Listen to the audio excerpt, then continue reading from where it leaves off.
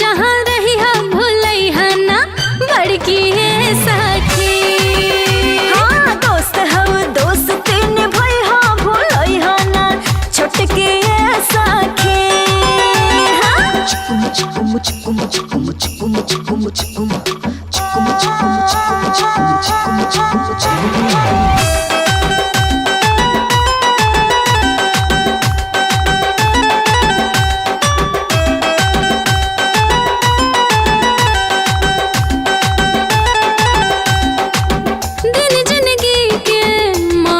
काटल जाए हो सुख दुख अब एक दूसरा से बाटल जाए हो।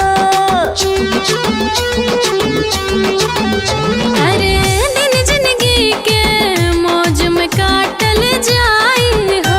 अरे सुख दुख अब एक दूसरा से बाटल जाए हो। तू तो हऊ हमर अखियां के ज्योतिया हमरा खाती हऊ तू तो हीरा मोतिया। हाँ हीरा मोतिया सखी कौनो भी बात जन छिपई हा भूलई हा ना छोटकी सखी। हाँ दोस्त हऊ दोस्ती निभाई हा भूलई हा ना बड़की है सखी।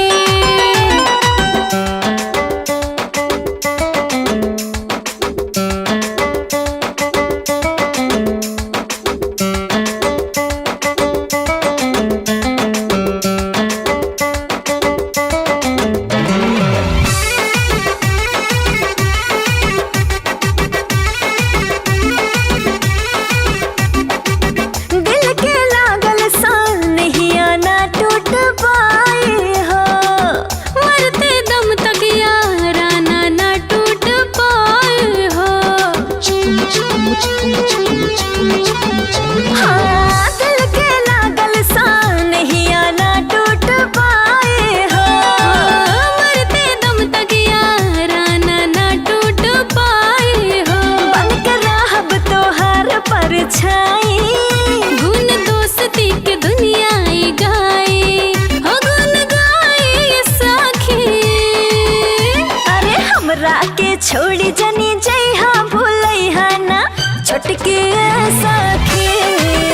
हाँ दोस्त हो दोस्त